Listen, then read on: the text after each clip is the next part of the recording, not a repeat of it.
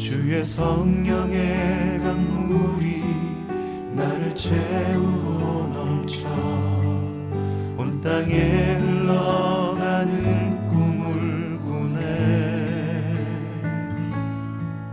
주의 성령의 강물이 나를 채우고 넘쳐 온 땅에 흘러가는 꿈을 꾸네. 하나님께서 이 시간 우리에게 주신 말씀은 잠언 23장 22절에서 26절까지. 여러분, 어버이 주일이 언제부터 시작된지 여러분 기억하십니까? 기억 못하시겠죠. 1906년도에 미국의 버지니아주에 있었던 웹스터라는 교회에서 일어난 일이에요. 그 교회에서 26년 동안 교회학교 근속교사로 있었던 자비스라는 여인이 있었는데, 이 여인이 26년 동안 교회학교를 섬기니까 얼마나 제자들이 많았겠어요. 이 여인이 세상을 떠나고 나서 그 제자들이 모여서 자신을 가르쳤던 그 자비스 여인을 기리기 위해서 추도 모임을 하게 되는데, 그 자리에 이 자비스 여인의 딸을 초청을 합니다. 그리고 그 자리에 모여서 이 자비스 여인의 딸이었던 안나를 통해서 어머니에 대해서 회고를 하고 이야기를 듣는데, 늘 그 자비스라는 여인은 딸 아이에게도 그렇고 교회 학교 아이들에게 가장 뭘 중요하게 가르쳤냐면, 성경 중에 여러분 10계명 중에 5번째 계명인 내 부모를 공경하라, 이 말씀을 철저하게 기억하고 부모님에게 받았던 그 사랑과 은혜를 기억하고 보답하기 위해 어떻게 살아가야 될 건지 늘 고민하라고 가르쳤다라는 거예요. 그러면서 이 안나라는 딸도 자라면서 엄마의 그 말을 따라서 받은 그 사랑이 너무나 귀하고 소중해서 그 은혜와 사랑을 까먹지 않도록, 잊어먹지 않도록 그것을 기념하며 고이고이 그 받은 사랑만큼 자녀들에게도 전해주기 위해서 삶을 살아간다는 고백을 하게 돼요.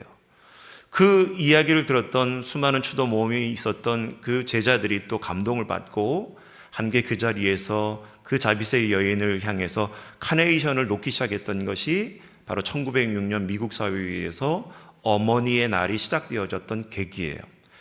이 운동이 전 사회적으로 여성들에게 호응을 얻게 되면서 많은 사람들과 모임에서 어머니의 날을 기념하게 되는데, 1908년도에 백화점 제왕이라고 불렸던 워너 메이커가 자신의 백화점에서 큰 행사를 하게 되어집니다.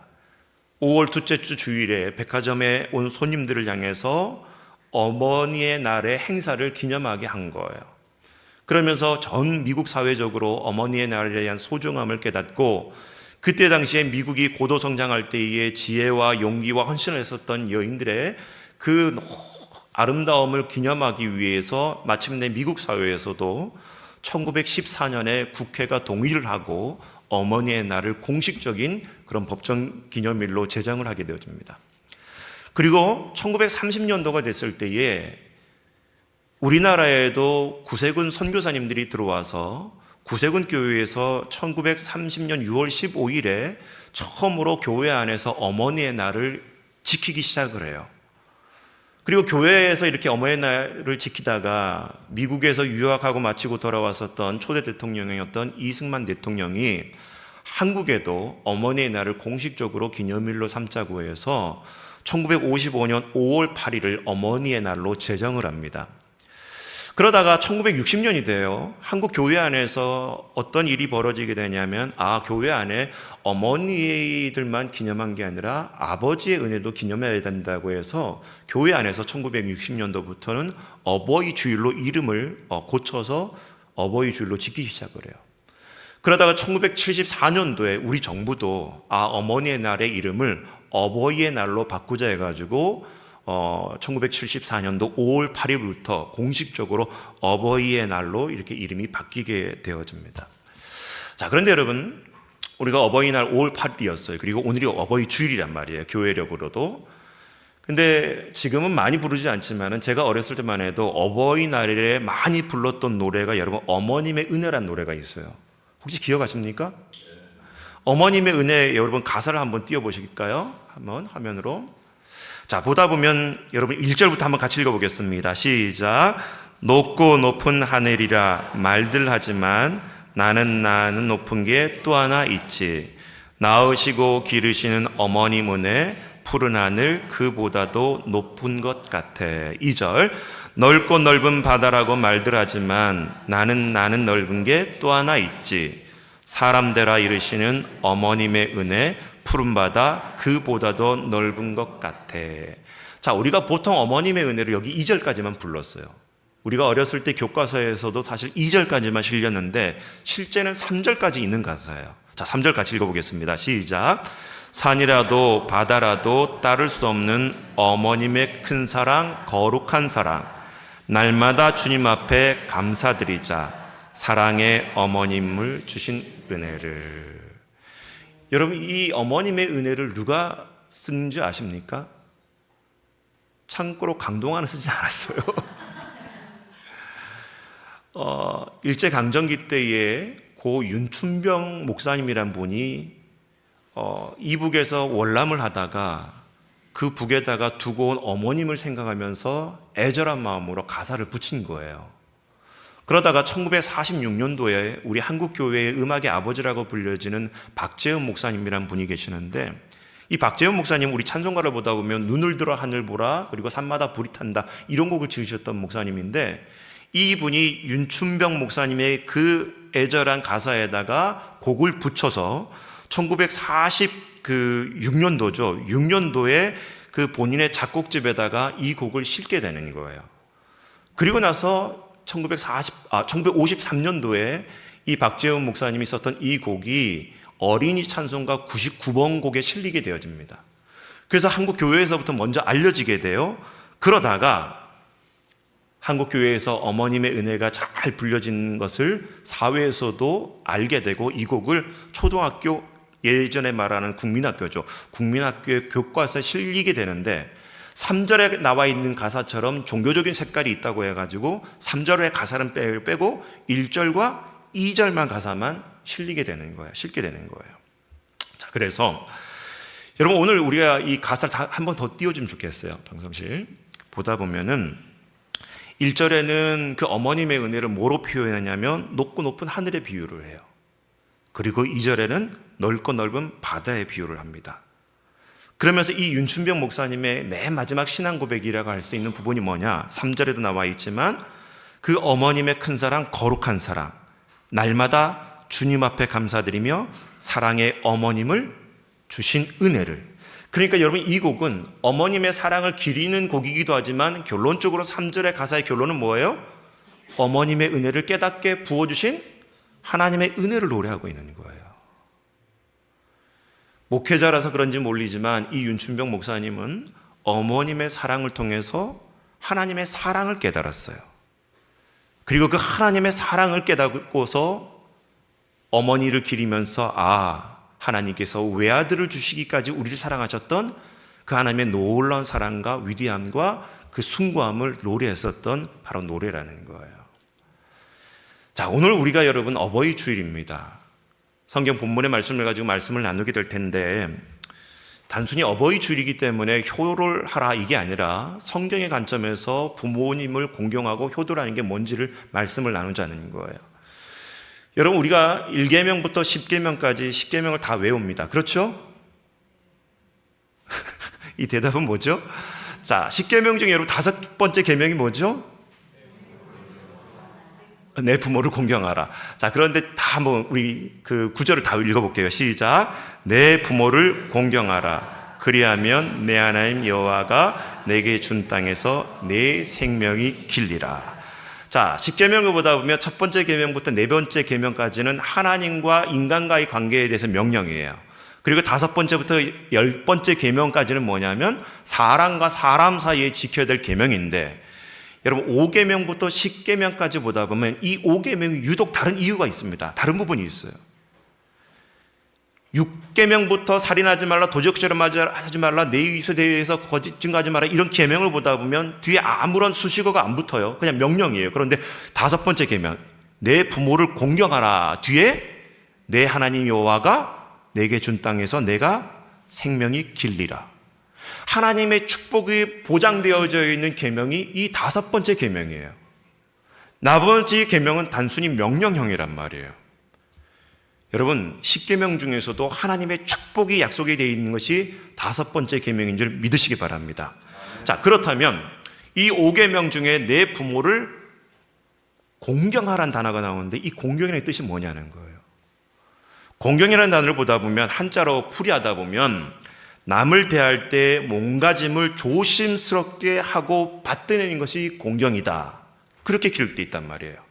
그런데 이 공경이라는 단어를 성경으로 파고 들어가면 히브리어로 카베드라는 단어가 나와요. 근데 이 카베드를 언제 쓰냐면 사람이 하나님께 영광 올려드릴 때 쓰는 단어가 카베드예요. 그리고 이 카베드의 말 그대로의 어휘가 뭐냐면 무게를 인정하라는 거예요. 무게를 인정하라.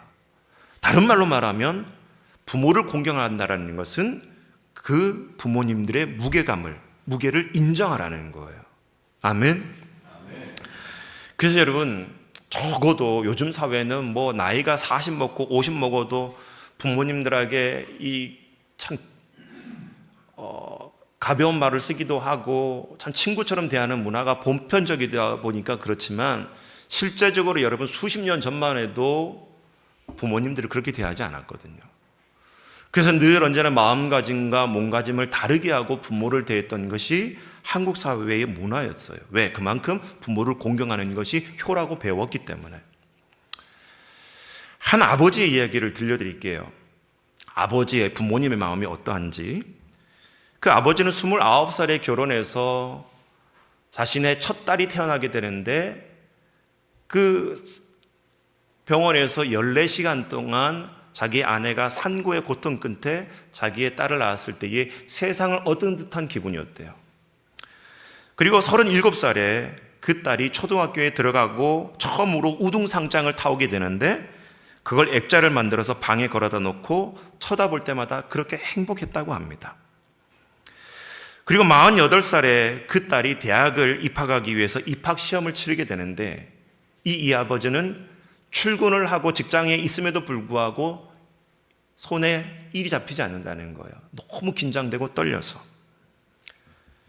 그리고 53살에 자식이 첫 월급을 타고 와서 아버지의 속옷을 사갖고 왔는데 자식한테는 왜 쓸데없이 돈을 낭비하냐고 허튼 데 쓰냐고 하면서 나무랬지만 밤새도록 그 내일을 입어보고 또 입어보고 하면서 행복했다고 고백을 합니다.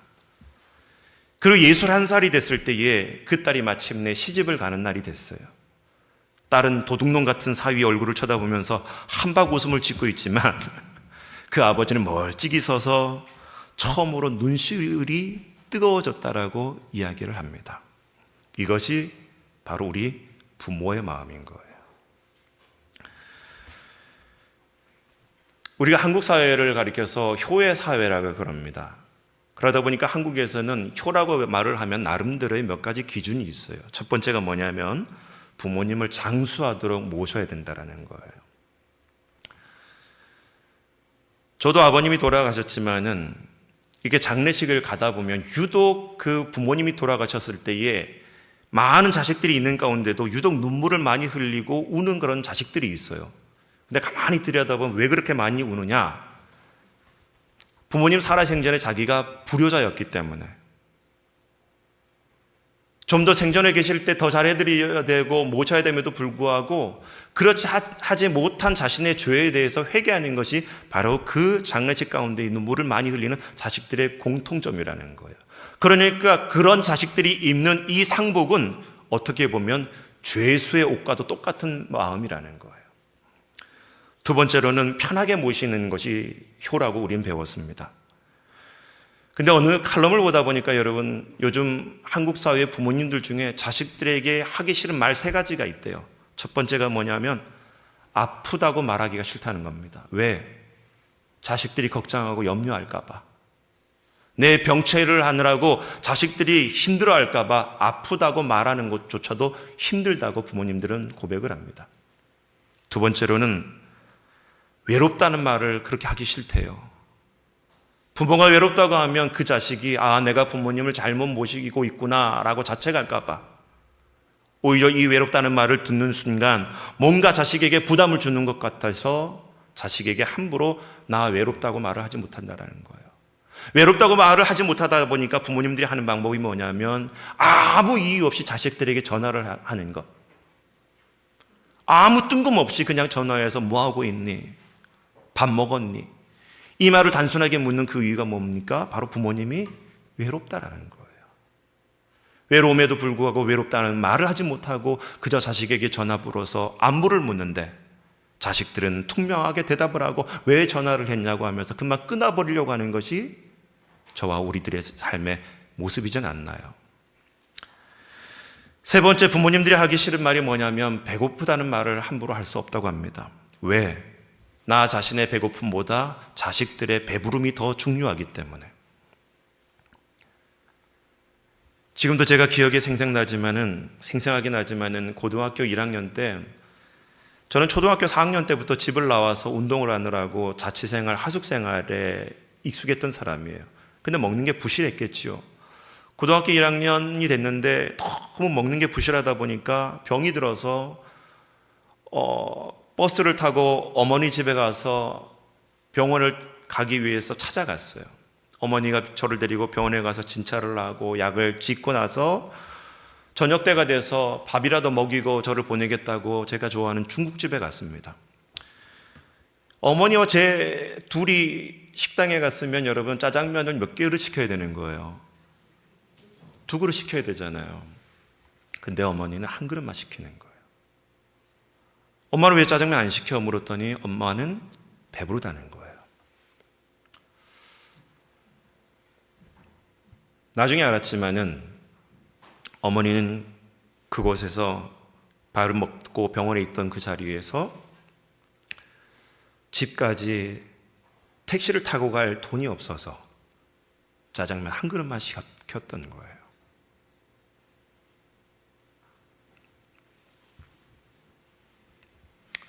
엄마는 당연히 배부른 줄 알았어요. 여러분, 오늘 주보에도 나왔지만은 엄마는 그래도 되는 줄 알았습니다 라는 꼭 시를 읽어보시기 바랍니다. 늘 언제나 우린 부모를 대할 때에 부모의 말을 곧이곧대로 듣고 그런 줄 알았던 우리들의 모습, 자식의 배부름을 위해서 당신은 스스로 배고픔을 선택하셨던 부모들의 마음이 있었다는 것을 잊지 않기를 바랍니다. 또 한국 사회의 효의 세 번째 태도는 여러분, 가문을 소중히 여기는 거라는 거예요. 요즘 자녀들은 여러분 결혼하지 않으려고 그러죠. 그리고 결혼했다고 할지라도 자녀들을 또 출산하는 것을 너무 힘겨워합니다. 그러니까 여러분, 전 세계적으로 이런 문화가 팽배하다 보니까 로마 교황청에서도 교황이 뭐라고 얘기하냐면 제발 출산 좀 하라고 그렇게 하소연할 정도로 심각한 문제거든요. 우리나라도 마찬가지예요. 2024년도 출산 장려를 위해서 장려를 위해서 배정했었던 예산을 보다 보니까 무려 15조 4천억을 출산 장려금으로 배정했더라는 거예요. 그런데도 불구하고 안 났거든요. 근데 이게 왜 그렇게 심각한 문제냐면 내 가문의 대가 끊어질 위기가 있는데도 그것에 대해서 무각한 젊은이들 너무나 많이 있더라는 거예요. 예전에는 부모에게 효가 뭐냐 생각해 보면 형편과 상황이 어땠든 간에 결혼을 해서 그 부모님에게 손주를 안겨다 드리는 것이 효라고 생각했거든요. 그러면서 가문의 대가 이어지는 것이 부모님에게 최고의 효라고 생각했던 거예요. 그런데 지금 그런 문화가 없어졌다는 거예요. 두 번째로는 가문을 소중히 여기는 것은 예전부터 그랬지만 입심양명하는 거였어요. 다 자녀를 키워본 사람 알겠지만 내 자녀가 학원에 가서 그 조그만 학원에서 상장 하나만 받아와도 부모의 마음은 흐뭇하거든요.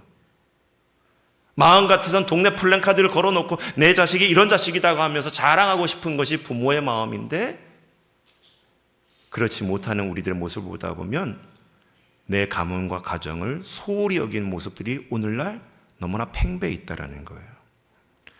그래서 한국 사회는 예전부터 이 효에 대해서 너무나 중요하게 여겼던 유교 문화 가운데 있는데, 그렇다면 오늘 성경에서 말하고 있는 효가 뭔지를 한번 보기 원합니다. 자, 첫 번째로 우리 잠언 23장 24절에서 26절까지 한번 같이 다시 한번 읽겠습니다. 시작. 의인의 아비는 그게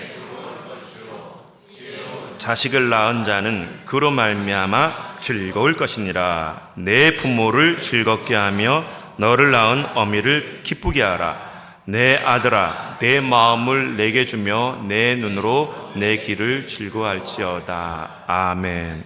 여러분 25절에 보다 보면 내 부모를 즐겁게 하라, 너를 낳아준 내 어머니를 기쁘게 하라 표현되어져 있어요. 옛날 우리 이조 시대의 이야기입니다.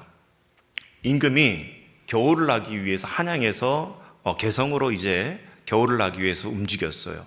그러니까 개성에 있는 수많은 사람들이 임금이 이제 이 개성 땅에 온다, 행차하신다 해가지고 소문이 쫙 퍼졌습니다.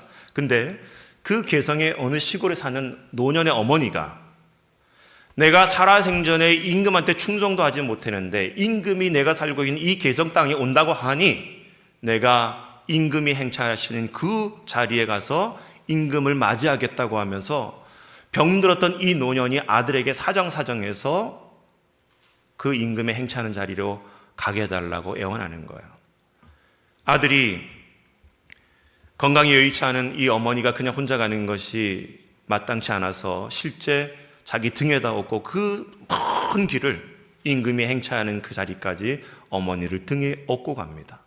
임금이 행차하다가 그 어머니를 등에 업고 있는 아들과 그 어머니의 모습을 보고 나중에 숙소에 돌아와서 자처지정을 알아보고 나서 그 아들의 효를 너무나 아름답게 생각한 나머지 그 아들을 불러다가 금백냥과 함께 쌀을 주면서 시상을 해요. 선물을 줘요. 근데 이 이야기를 들었던 옆집 또 다른 아들이 있었네요. 이 아들은 어머니가 가만히 그냥 집에 있고 싶어 하는데도 불구하고 자기 옆집의 아들은 그렇게 해가지고 엄청난 상을 받으니까 이게 부러운 나머지 어머니가 움직이지도 못하는데 그 어머니를 자기 등에 강제로 업고서 그 임금이 있는 곳까지 가서 임금의 눈에 들어오게 한 거예요. 그랬더니 임금도 이번에도 똑같이 그 아들에게 상을 주게 되어집니다. 신하들이 봤을 때 가만히 보다 보니까 이 두 번째 찾아온 아들은 옆집에 그 아들이 받은 상이 부러워서 어머니를 강제로 억지로 끌어왔는데 임금이 상을 주니까 임금에게 얘기를 이 사람은 상을 줘야 될 게 아니라 처벌을 해야 될 인물입니다 라고 얘기했을 때에 임금이 하는 말이 뭔지 아십니까? 효도는 흉내만 내도 좋은 거야. 효도는 흉내만 내도 좋은 거야. 아멘도 안 하시네. 흉내를 내는 게 안 좋은 건데도 불구하고 흉내만 내도 좋은 것이 바로 효라는 거예요. 결국 두 번째 이 아들은 나중에 자신의 그 잘못을 깨닫고 진정한 효자가 됐다라는 전설 따라 삼천리 이야기였습니다. 두 번째 성경 말씀은 22절에 우리에게 중요한 교훈을 또 가르쳐 줍니다. 같이 읽어보겠습니다. 시작. 너를 낳은 아비에게 청정하고 내 늙은 어미를 경히 여기지 말라.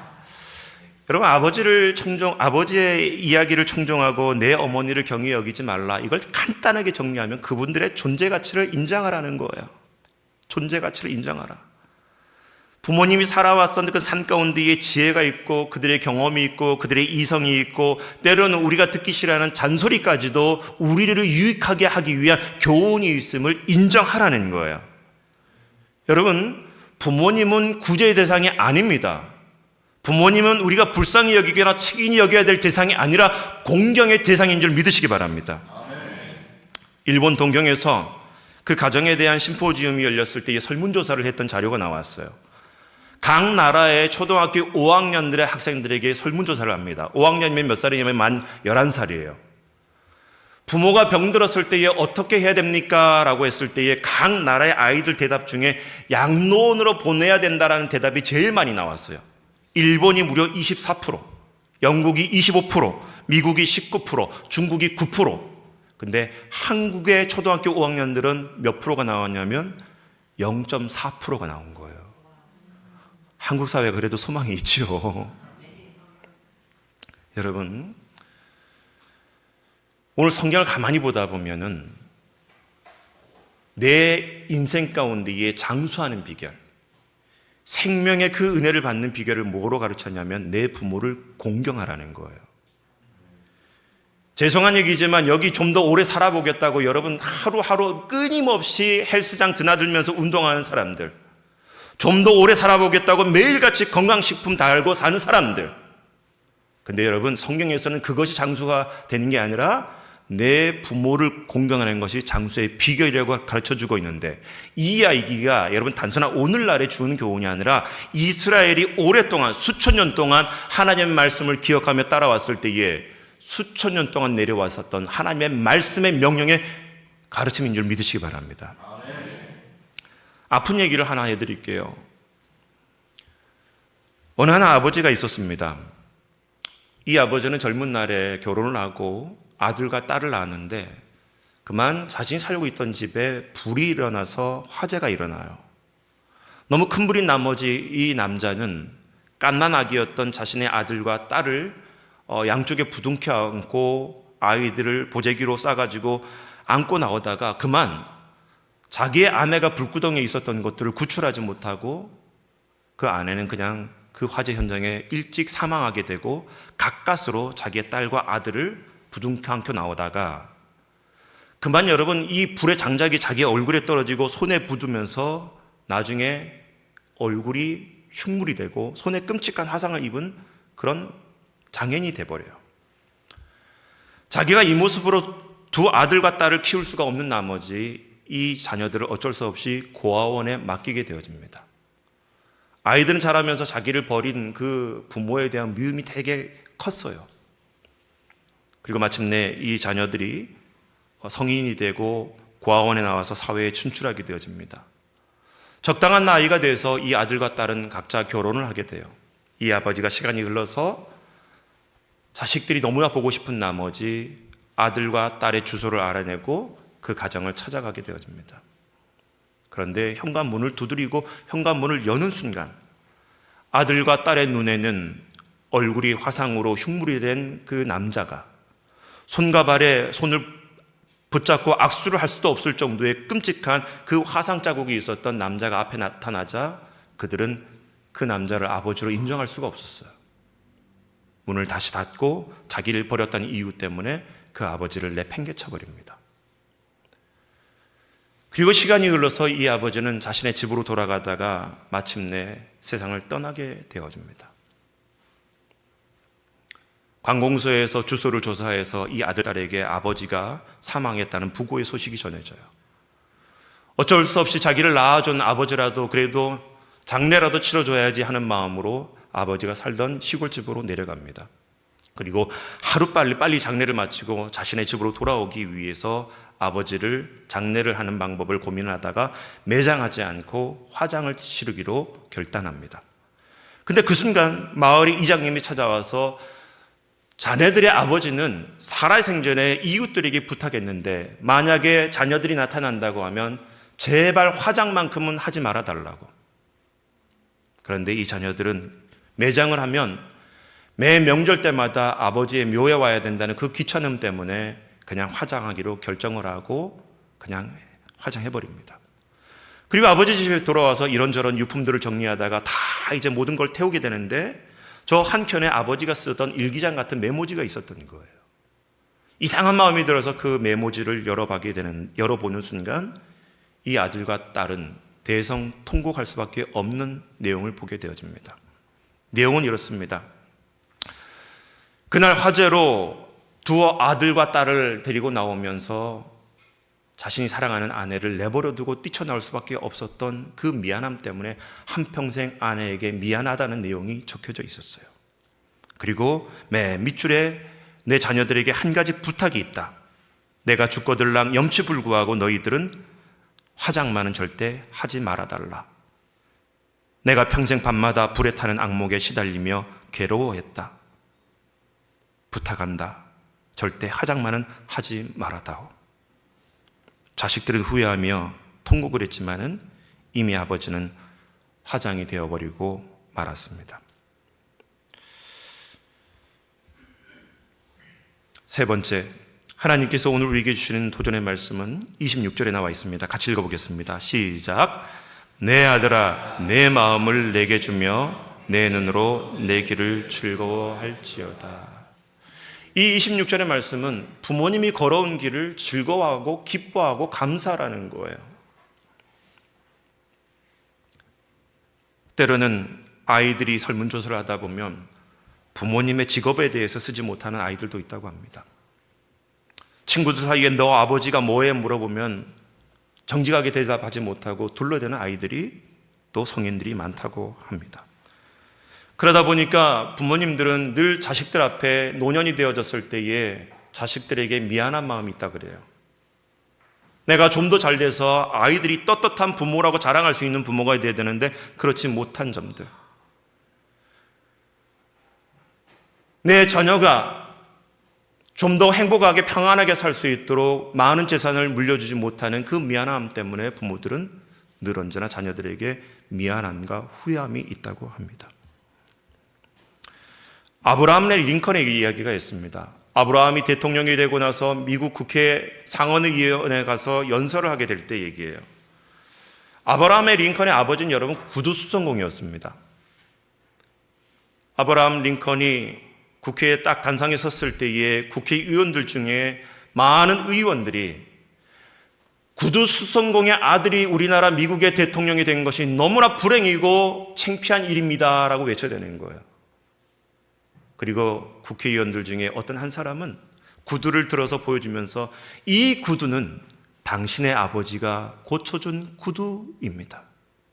어떻게 미국의 대통령이 이런 구두나 고치는 사람의 아들이 될 수 있겠습니까? 하면서 창피하다고 하면서 국회의사당을 박차고 나가버렸어요.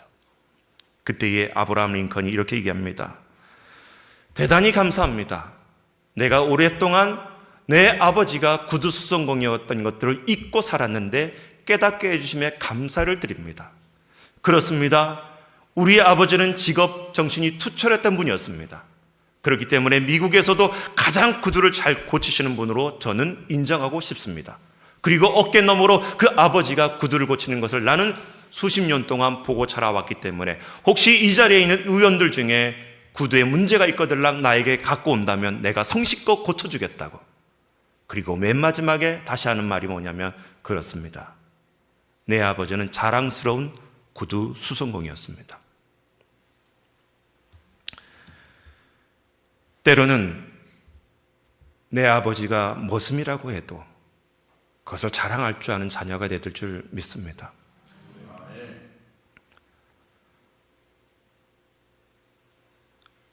우리는 오늘 이 여보의 주를 맞아서 내 부모가 어떠한 길을 걸어오셨든지 간에 왜 부모님은 엄마 아빠는 그렇게밖에 살지 못했냐고 왜 나한테 이렇게밖에 못해주냐고 원망하고 불평할 것이 아니라 그 부모님이 살아온 그 길 자체를 존경하고 인정하고 아름답게 바라볼 수 있는 저와 여러분들이 시선이 있어지기를 주의 이름으로 축복하며 기도합니다. 말씀을 결론 짓고자 합니다.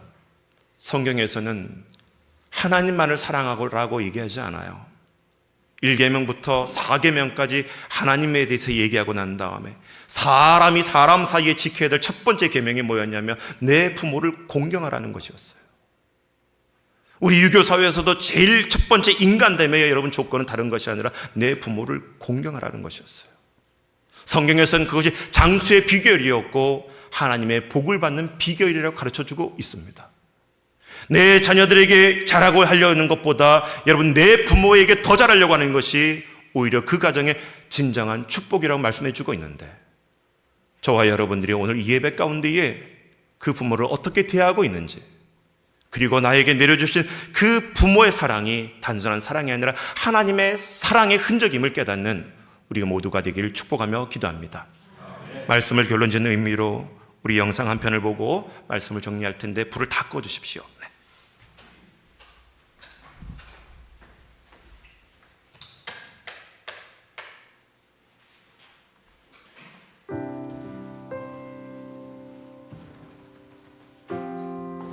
지금 전화를 드리면 됩니까? 네.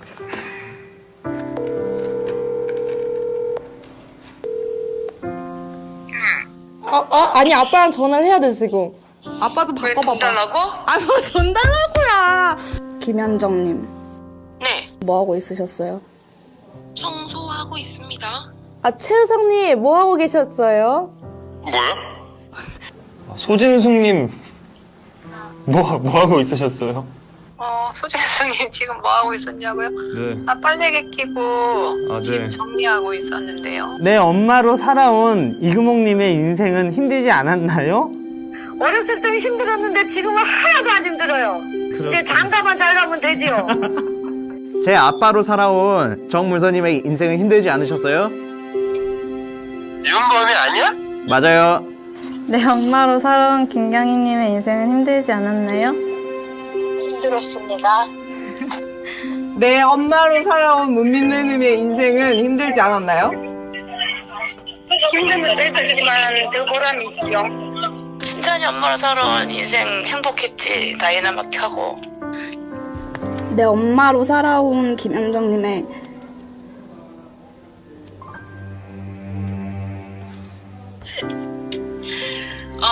유진이의 엄마로 살아온 김현정님의 인생은 힘들지 않았나요? 힘든 때도 있었습니다. 그러나 항상 힘들었던 건 아닙니다. 내가 엄마 이름 불러주니까 어때? 낯선 느낌인데 좋아. 내가 엄마 이름 불러주니까 어때? 좋아. 본인의 이름을 대신하여 엄마라는 이름으로 사는 건 어땠나요? 힘들었습니다. 엄마는 그냥 괜찮았어. 그러니까 경호와 기원이 그 아들이 엄마로 사는 것이 엄마로 사는 거? 네. 최선을 다했고 지금 앞으로도 최선을 다할 거고 너무너무 행복했지. 당연한 일이고, 그리고 책임감이 느껴지는 일이고, 그리고 뿌듯하고. 엄마는 그냥 늘 내 엄마로 살아와서 오늘은 엄마 이름 한번 불러주고 싶어서 얘기한 거야. 엄마는 그냥 늘 내 엄마로 살아와서 오늘은 엄마 이름 한번 불러주고 싶어서. 오 낯설다. 그냥 엄마 이름보다 나는 그냥 엄마가 좋아. 엄마는 그냥 내 엄마로 살아와서 오늘은 이름 한번 불러주고 싶어서 얘기했어. 고마워. 엄마에게 나는 어떤 딸인가요? 엄마에게 유진이는 엄마를 끔찍하게 생각하는 딸, 엄마로 성장시켜준 딸. 우리 윤범이 자랑스럽고 자랑스러운 아들이지. 엄마에게 나는 어떤 딸인가요? 좋은 딸. 늘 보면 어릴 때부터 엄마를 은근히 챙기는 아들이었다. 엄마에게 자식이란 어떤 존재예요? 고백이 엄마의 존재를 확실하게 해주는 아빠에게 일할 수 있는 힘을 주는 보물이야. 엄마에게 자식이란 줘도 아깝지 않은. 왜 암호 같은 걸 때 내게 가장 소중히 여기는 보물 뭐 이렇게 질문이 있는 게 있어. 거기에서는 항상 나는 둥이라고 쓰거든. 보물 1호. 엄마에게 자식이란 어떤 존재인가요? 내 인생의 전부. 고마워 엄마. 나도 고맙다.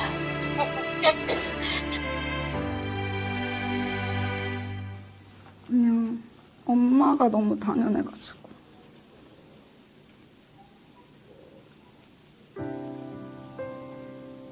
이상. 어머니의 인생은 자식한테 국한돼 있고 뭐 자기 본인 여자로서의 인생을 뭐 많이 못 산다 이런 얘기는 듣긴 했는데 이렇게 막상 불러보니까 엄마가 많이 헌신하면서 살아오셨구나 생각을 했어요.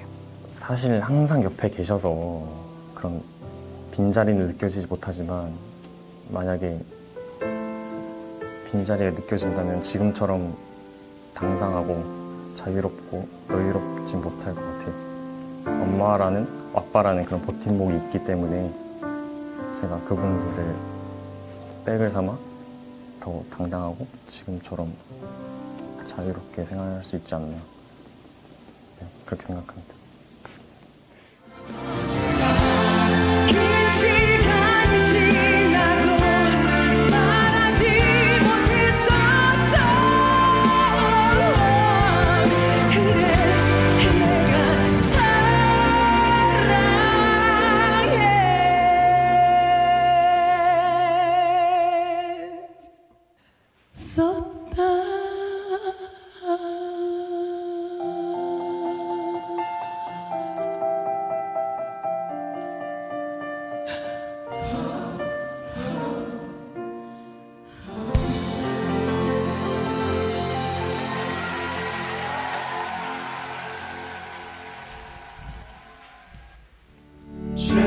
주소서